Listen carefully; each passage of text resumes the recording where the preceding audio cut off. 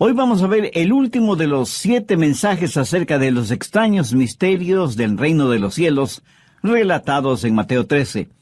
Jesús habló en parábolas y les dijo a sus discípulos, porque a vosotros os es dado saber los misterios del reino de los cielos. Para aquellos que no conocen al Señor, aquellos que aún no son salvos, aquellos que todavía no tienen el Espíritu Santo para que les ilumine, la Biblia, la palabra de Dios, les es un misterio. Pueden conocer ciertos hechos, hasta pueden saber los nombres de los reyes de Israel y una cronología bíblica, pero eso no quiere decir que entiendan las cosas profundas de Dios. Hay secretos sagrados que Dios ha revelado a sus hijos por medio de su palabra. La Biblia para los hijos de Dios que oran y obedecen su palabra tiene la iluminación del Espíritu Santo, quien tiene en ellos y por medio de ellos un ministerio del cual nada saben los inconversos. Hay 7 parábolas en este capítulo 13 de Mateo, y 7 siendo el número perfecto, significa que tiene un sentido de complementación. Las 7 parábolas comienzan con el tiempo cuando Jesús estuvo aquí en la tierra y hablan de la historia del Evangelio del Señor Jesucristo y abarcan hasta el tiempo cuando Jesús regrese. Y cuando usted entienda estas parábolas, sabrá qué esperar. Y si usted sabe qué esperar, no será desilusionado. Y si usted no está desilusionado, tampoco estará desanimado. Y si usted no está desanimado, no estará desalentado. Y si no está desalentado, no se dará por vencido cuando las cosas vayan mal. Es más, usted podrá decir, es maravilloso. Las cosas están sucediendo como Jesús dijo que sucederían. Y aunque esté rodeado de tinieblas, usted podrá exclamar, se está volviendo gloriosamente oscuro. Y todo se realice de acuerdo a cómo lo profetizó la Biblia. Vemos al mundo en toda su maldad y a la iglesia con toda su debilidad. Y vemos a la gente rechazando el Evangelio. Y a veces pensamos, tal vez el Evangelio no es la verdad. O que nuestras expectativas no serán cumplidas. Pero entonces leemos Mateo 13 y decimos, todo está sucediendo precisamente como debe suceder. Hay 7 cosas que usted debe saber de lo que va a suceder. Primero, debe esperar el rechazo del Evangelio. No crea que si Cristo es presentado con toda su historia, su belleza, su sabiduría, su autoridad y su poder, la gente vendrá corriendo a Jesús. Si usted cree eso, es que tiene falsas expectativas y será desilusionado. Escúcheme.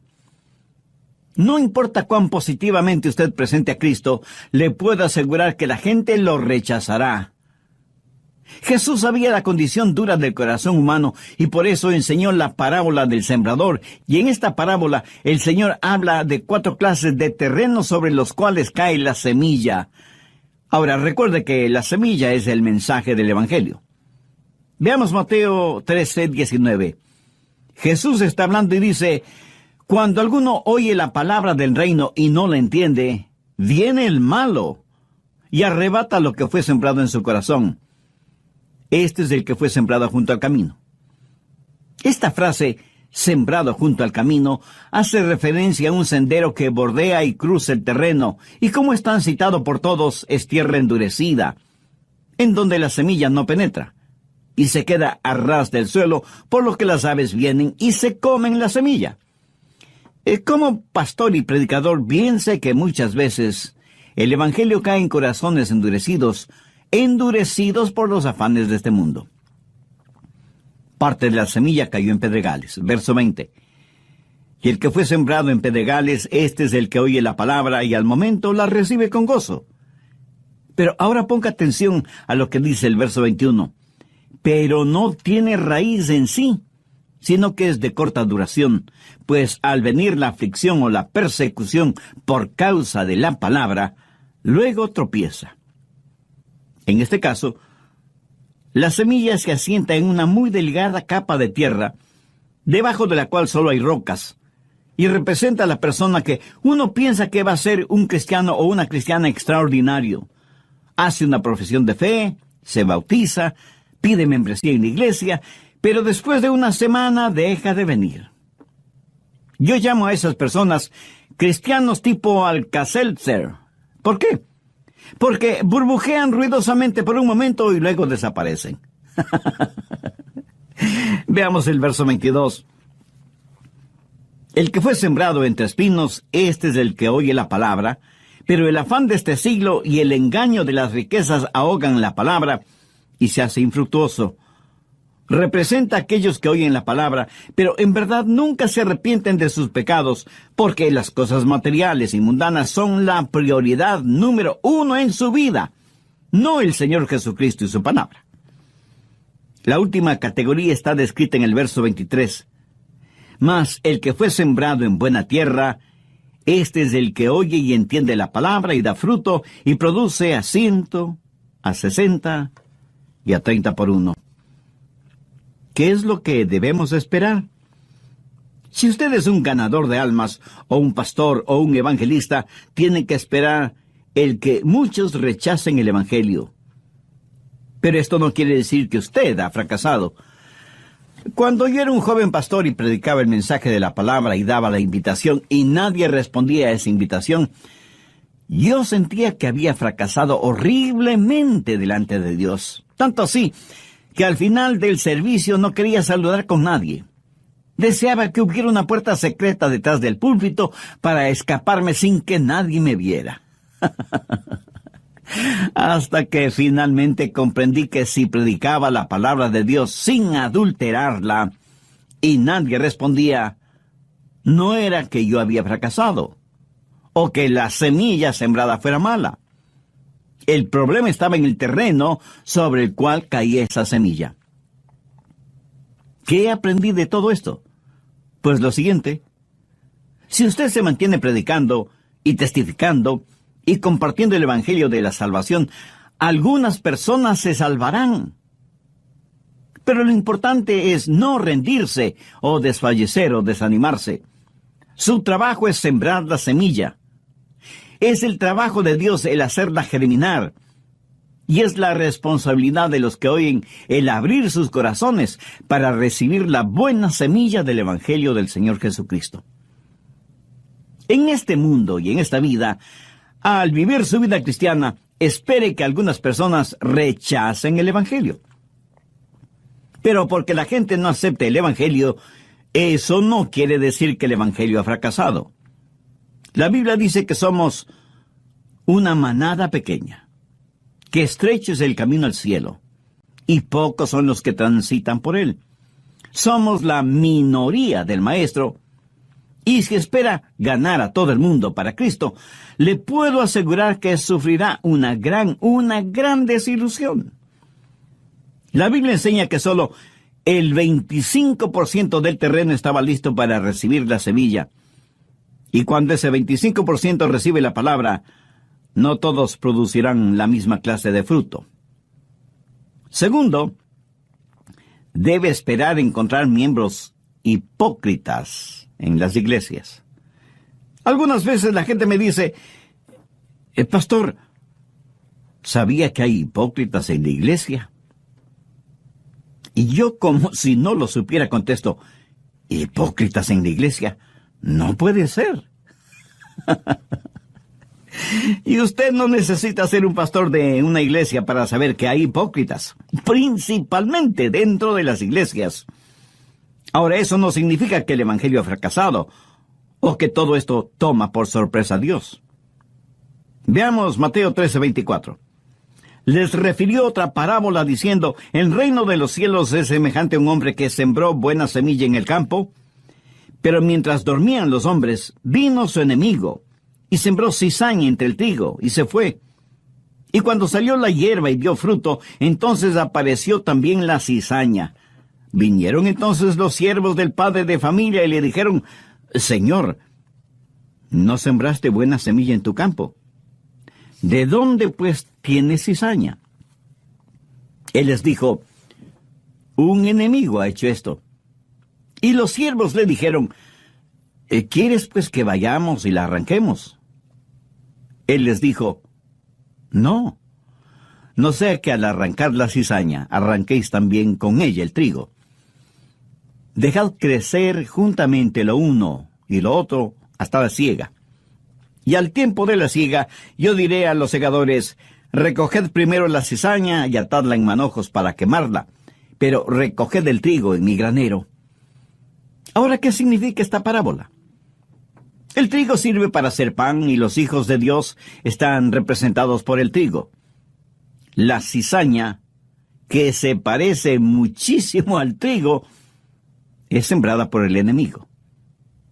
El que siembra el trigo es el Hijo del Hombre. La buena semilla son los creyentes en el Señor Jesucristo, y quien siembra la cizaña es el diablo. El tiempo de la siega es el fin de los tiempos, cuando Dios separará al trigo de la cizaña. Mi amigo, aquí hay una gran lección. Espere encontrar hipócritas en la iglesia. Independientemente de su denominación, toda iglesia tiene sus hipócritas. Pero no es nuestro trabajo el separar el trigo de la cizaña. Nunca se embarque en una cruzada contra otra religión. Esa no es su responsabilidad. Su responsabilidad es predicar el Evangelio del Señor Jesucristo. La Biblia sí nos dice que debemos advertir a los demás acerca de las falsas religiones y de ciertos líderes espirituales que no son más que lobos disfrazados de ovejas. Además, usted no puede separar el trigo de la cizaña porque usted no sabe lo que hay en el corazón del hombre. Usted no conoce a las personas tan íntimamente como Dios las conoce. Y esta parábola tiene 3 pensamientos básicos: la siembra de la cizaña, el crecimiento de la cizaña y la identificación de la cizaña. ¿Quién siembra la cizaña? El diablo. ¿Cómo crece la cizaña? Los cristianos y los hipócritas crecen uno junto al otro en las iglesias. ¿Cuándo será identificada la cizaña? Al final del tiempo. Entonces, ¿cuál es la lección básica? No todos los terrenos son buenos para la siembra. Tercero, no se desanime a causa de los hipócritas en la iglesia. La presencia de ellos no significa que el evangelio ha fracasado. Una falsificación es el más grande elogio a aquello que es real y verdadero. ¿Por qué falsifican billetes de 20, 50 o $100? Porque evidentemente tienen valor.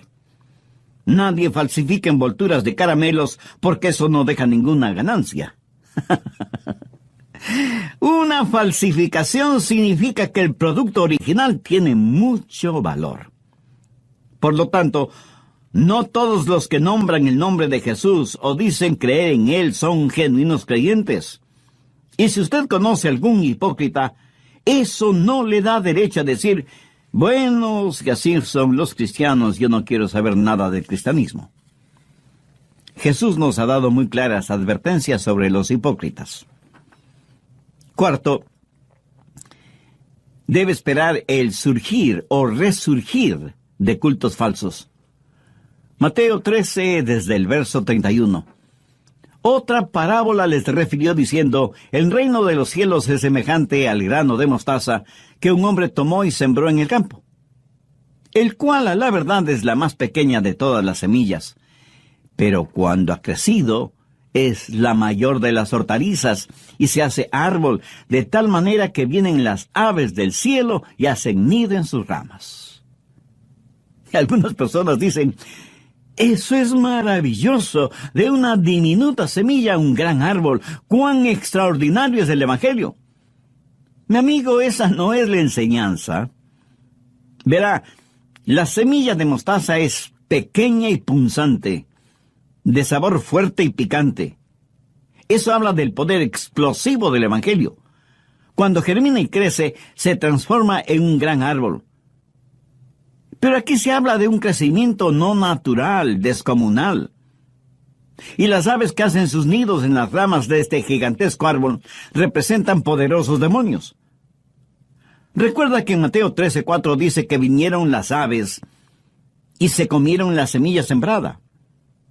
La misma palabra usada para aves en el verso 4 es usada en el verso 32 y hace referencia a poderosos demonios.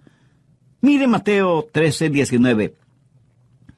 Cuando alguno oye la palabra del reino y no la entiende, viene el malo y arrebata lo que fue sembrado en su corazón. Las aves que arrebatan la semilla representan al diablo. Por favor, anote al margen Apocalipsis 18:2. Habla de Babilonia, la cuna de toda religión falsa. En Babilonia fue construida la Torre de Babel. Nimrod, el fundador de Babilonia, fue el primer prototipo del anticristo. Dios, mirando el juzgamiento final de toda religión falsa, dice en Apocalipsis 18:2, y clamó con voz potente diciendo: ha caído la gran Babilonia, y se ha hecho habitación de demonios y guarida de todo espíritu inmundo, y albergue de toda ave inmunda y aborrecible. Lo que está diciendo aquí es: lo que comenzó como una semilla de mostaza se ha transformado en un árbol descomunal, en donde las aves inmundas hacen sus nidos. Mi amigo, esa es la razón por la que vemos cultos, religiones falsas, surgiendo por todo el mundo. Pero lo repito, esto no significa que el Evangelio haya fracasado, o que la Biblia no sea verdadera. Ahora escúcheme atentamente. Si no hubiera cultos y religiones falsos, entonces podría decir que la Biblia no es la verdad, porque la Biblia dice que habrá cultos y religiones falsos. En 1 Timoteo 4:1 leemos: en los postreros tiempos algunos apostatarán de la fe, escuchando espíritus engañadores y a doctrina de demonios. Así que no se desanime si muchos no creen en la Biblia y muchos más no aceptan a Cristo como su Salvador. No se desanime porque hay hipócritas en las iglesias o por el resurgimiento de cultos y religiones falsos. Jesús dijo que eso es exactamente lo que sucedería. La semilla de mostaza se ha transformado en un árbol gigantesco y las aves representativas de espíritus inmundos habitan en las ramas del cristianismo apóstata. La conclusión de este estudio bíblico en el próximo programa. Regáleme un minuto más de su tiempo. ¿Ha recibido a Jesucristo en su vida como su Salvador y Señor?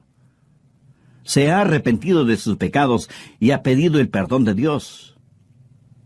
Dios no solo que le ama, sino que quiere perdonarle y salvarle.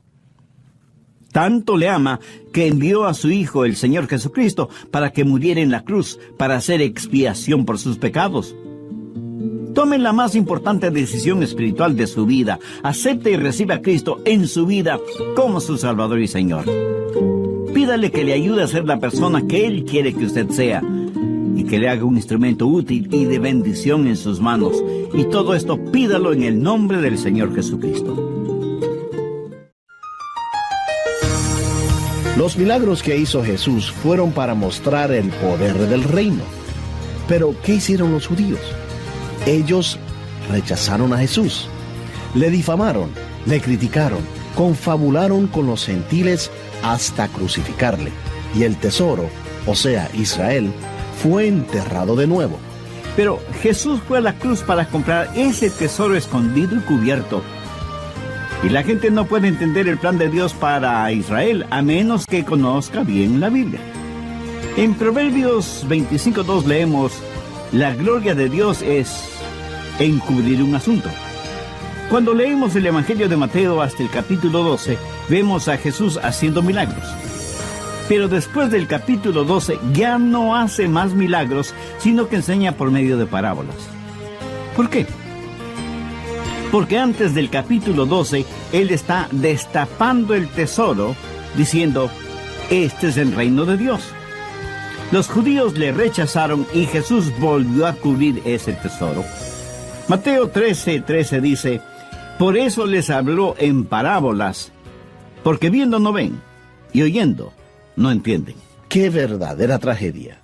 El viendo no ver y oyendo no entender.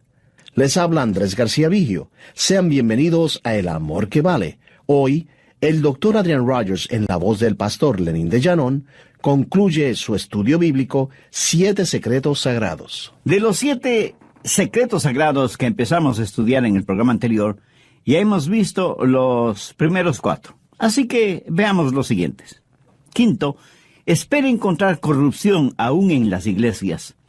Mateo 13:33 dice, otra parábola les dijo, el reino de los cielos es semejante a la levadura que tomó una mujer y escondió en 3 medidas de harina hasta que todo fue leudado. Aquí tenemos a una mujer que tomó 3 porciones de harina, más bien dicho, de masa, y le puso levadura para que leude. Pero note que la mujer puso la levadura en la masa en forma furtiva. Recuerde que el pan sin levadura es un símbolo de pureza. En la Biblia, la levadura es un símbolo de pecado, de maldad, de corrupción. En el Antiguo Testamento, el pan ofrecido como holocausto era sin levadura. Veamos Éxodo 12:8. Y aquella noche comerán la carne asada al fuego y panes sin levadura. Levítico 2:4. Cuando ofrecieres ofrenda cocida en horno, será de tortas de flor de harina sin levadura amasadas con aceite. En el Nuevo Testamento, Pablo escribe a los Corintios y les dice, no es buena vuestra jactancia. ¿No sabéis que un poco de levadura leuda toda la masa? Limpiaos pues de la vieja levadura para que seáis nueva masa, sin levadura como sois. Porque nuestra Pascua, que es Cristo, ya fue sacrificada por nosotros. Así que celebremos la fiesta, no con la vieja levadura, ni con la levadura de malicia y de maldad, sino con panes sin levadura, de sinceridad y de verdad. ¿Qué es lo que hace la levadura? Bueno, nosotros los hombres tenemos que estudiar e investigar sobre el asunto. Las mujeres, en cambio, saben de estas cosas casi por intuición. Verá, la levadura trabaja silenciosamente, imperceptiblemente, y trabaja mucho mejor en un medio ambiente abrigado. Muchas mujeres ya de edad me han contado que ellas veían a sus abuelitas o madres envolver la masa leudada en una tela y dejarla varias horas, o de un día para otro junto a la candela u horno de la cocina, para que con el calorcito trabajara mejor la levadura que estaba en la masa. Y seguramente muchas mujeres que me están escuchando saben de eso, ¿no es cierto? Ahora, todo este trasfondo es como si el diablo hubiera dicho, bueno, como no puedo derrotar a la iglesia, voy a unirme a la iglesia. Y siembra cizaña entre el trigo para corromper la iglesia. Y hace surgir cultos falsos para que prediquen un evangelio falso y penetra las iglesias con enseñanzas malévolas. Por eso Jesús dijo que debíamos cuidarnos de la levadura de los fariseos. En la Biblia, Jesús hace referencia a los fariseos, a los saduceos y a los herodianos, o sea, 3 tipos de levadura. ¿Cuál era la levadura de los fariseos? El legalismo. ¿Cuál era la levadura de los saduceos? El liberalismo. ¿Y cuál era la levadura de Herodes? El libertinaje. Herodes fue un rey que amaba el placer por el placer. No solo que como monarca tenía la libertad de hacer lo que le diera la gana, sino que había degenerado esa libertad hasta convertirla en libertinaje. Algunas personas creen que libertad y libertinaje son acciones sinónimas y nada más alejado de la verdad. Más bien son acciones antónimas, o sea, contrarias.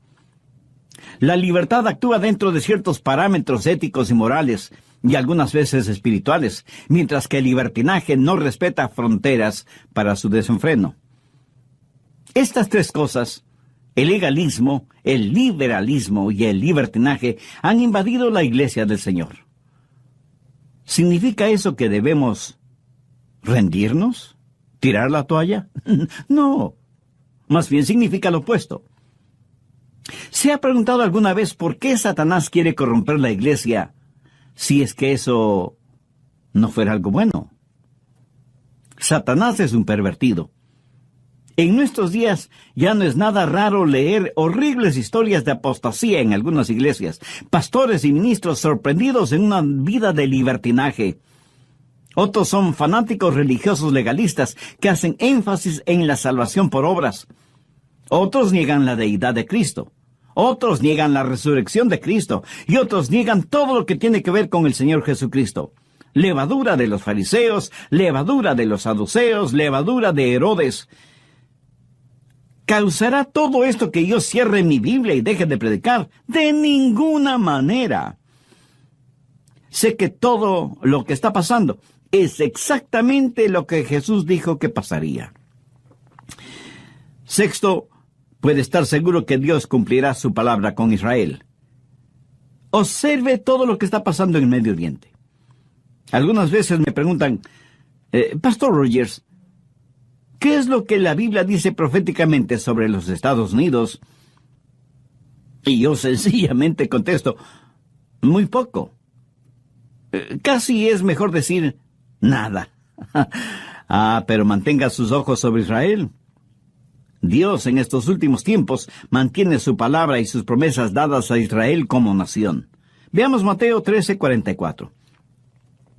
Además, el reino de los cielos es semejante a un tesoro escondido en el campo, el cual un hombre halla y lo esconde de nuevo, y gozoso por ello va y vende todo lo que tiene. ¿Para qué? Para comprar aquel campo. ¿Cuál es ese tesoro escondido en el campo? Israel. En la parábola, cuando el hombre compra el campo en donde está escondido el tesoro, entonces ese tesoro ya es suyo, le pertenece. Algunos interpretan erróneamente que el tesoro escondido es el Evangelio del Señor Jesucristo y que nosotros somos el hombre que compra el campo a fin de poseer el tesoro. Bien, recuerde, el campo es el mundo. Y la iglesia no compra el mundo. Los cristianos no compran el mundo porque el Evangelio no está a la venta. El Evangelio no es descubierto y luego vuelto a esconder. Eso no tiene ningún sentido. Pero así interpretan algunos esta parábola. Escuche, Jesús llama a Israel su tesoro peculiar. Y al hablar de Israel hay cosas básicas que debemos entender. Primero, hubo un breve período de tiempo cuando Jesús destapó ese tesoro. Él hizo una solemne promesa a Abraham, pero el tesoro estaba escondido. Quiero decir, estaba encubierto antes de la venida de Jesús. Israel era una nación ignominiosamente pequeña cuando Jesús estuvo aquí en la tierra. O sea, el tesoro estaba enterrado en el campo. Por un breve tiempo Jesús reveló ese tesoro. Veamos Mateo 12:27. Los fariseos habían acusado a Jesús de echar fuera a los demonios por el poder del príncipe de los demonios. Y Jesús les dijo, ¿y si yo echo fuera a los demonios por Beelzebú, por quién los echan vuestros hijos? Por tanto, ellos serán vuestros jueces. Pero si yo por el Espíritu de Dios echo fuera a los demonios, ciertamente ha llegado a vosotros el reino de Dios. Segundo, el tesoro estaba enterrado en el campo y Jesús dijo, he desenterrado el tesoro para mostrarles el reino. Los milagros que Jesús hizo fue para mostrar el poder del reino. Pero los judíos rechazaron a Jesús, mintieron acerca de él, le criticaron, confabularon con los gentiles hasta crucificarle y el tesoro fue enterrado de nuevo. Pero Jesús fue a la cruz para comprar ese tesoro escondido y cubierto. Y la gente no puede entender el plan de Dios para Israel a menos que conozca bien la Biblia. En Proverbios 25:2 leemos, la gloria de Dios es encubrir un asunto. Tercero, cuando leemos el Evangelio de Mateo hasta el capítulo 12, vemos a Jesús haciendo milagros. Pero note, después del capítulo 12, ya no hace más milagros, sino que enseña por medio de parábolas. ¿Por qué? Porque antes del capítulo 12, Él está destapando el tesoro, diciendo, este es el reino de Dios. Los judíos le rechazaron y Jesús volvió a cubrir ese tesoro. Mateo 13:13. Por eso les habló en parábolas, porque viendo no ven, y oyendo no oyen ni entienden. Pero Jesús regresará en gloria y Él destapará su tesoro. Israel será una poderosa nación. En la actualidad el mundo desprecia este tesoro. Las naciones del mundo se unifican en contra de Israel. Pero Dios no ha terminado con Israel. Él ha comprado el campo que es el mundo y va a tomar posesión de este su tesoro peculiar, Israel.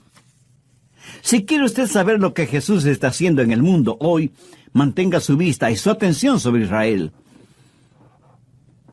A pesar de que muchos rechazan el Evangelio, a pesar de que hay hipócritas en las iglesias, a pesar de que hay corrupción en las iglesias, a pesar del resurgimiento de cultos y religiones falsos, a pesar del odio y la persecución contra Israel, Jesús continúa edificando su iglesia porque Él mismo dijo, edificaré mi iglesia y las puertas del Hades no prevalecerán contra ella. Mateo 13:45.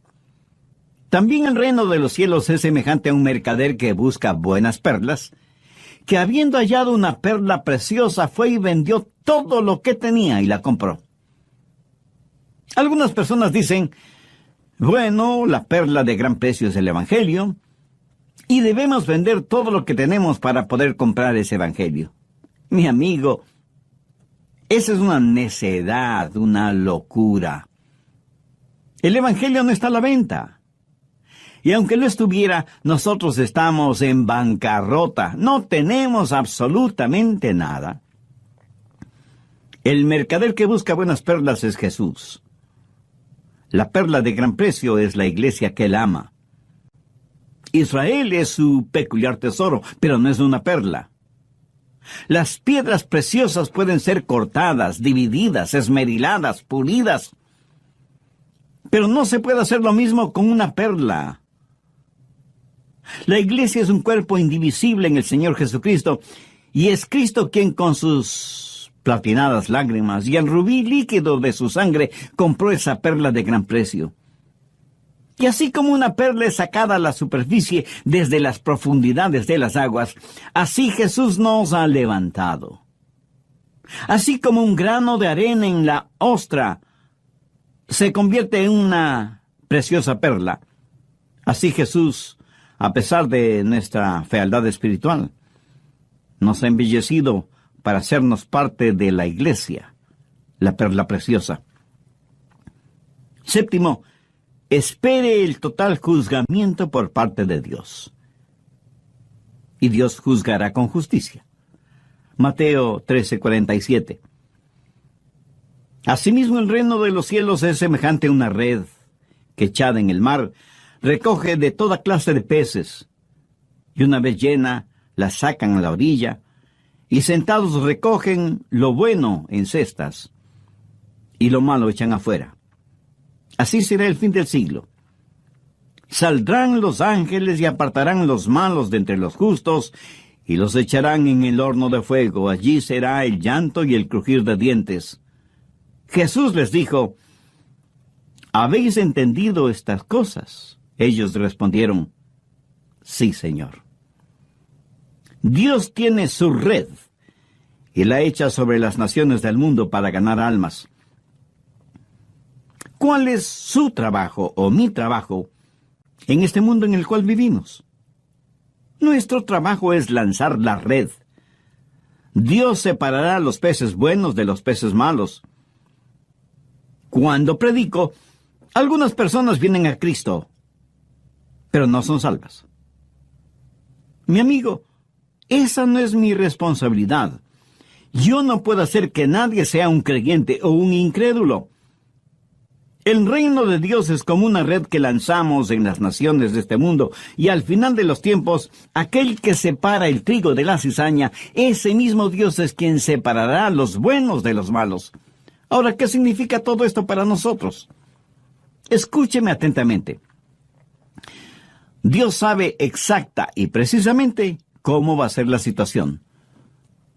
¿No es increíble que hace más de 21 siglos Jesús dijera lo que pasaría ahora? Él dijo que no todos escucharían el Evangelio. No en el sentido de oírlo, sino de entenderlo y aceptarlo. También dijo que no todos los que escucharan el Evangelio serían salvos. Jesús dijo que habría hipócritas en las iglesias, y eso es una triste realidad que nadie puede negarla. También dijo que la corrupción se permearía en la iglesia como la levadura se infiltra en la masa. Y diariamente sabemos, o leemos, o vemos en la televisión los numerosos escándalos morales y financieros en iglesias y organizaciones que se dicen cristianas. Israel será aún más perseguida que lo que ha sido hasta ahora. Será pisoteada. El tesoro es enterrado nuevamente, pero Jesús ha prometido regresar para desenterrar su especial tesoro y para edificar su iglesia, para separar el trigo de la cizaña, para separar a los buenos de los malos y para ejercitar el juzgamiento final.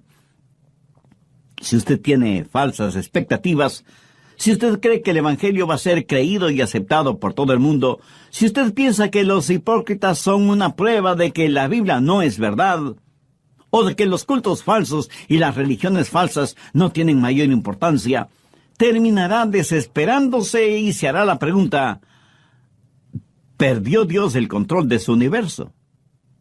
No, Dios no ha perdido el control de nada. Todo está bajo su control. Todo lo que ha pasado, está pasando y pasará, ha sido, es y será exactamente como Dios lo ha dicho. En este mensaje hemos aprendido los 7 secretos sagrados directamente de la palabra de Dios. ¿No le gustaría a usted ser un sembrador de la semilla bendita? ¿No le gustaría ser como el pescador lanzando sus redes sobre su vecindario, sobre su ciudad, sobre su país?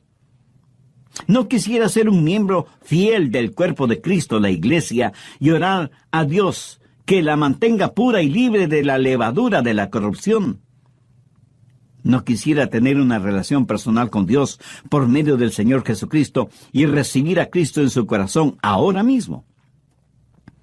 Si sus respuestas son afirmativas, le invito a orar conmigo una sencilla pero significativa oración. Mi oración solo será para guiarle. Usted ore con sus propias palabras, pero dígalas con fe, con sinceridad, depositando toda su confianza en Dios. Que quede un oído atento para su plegaria. Ore y diga: querido Dios, gracias por haberme dado la oportunidad de escuchar este mensaje de tu palabra. Me has hablado profundamente, y me reconozco pecador delante de ti, por lo que pido tu gracia y misericordia.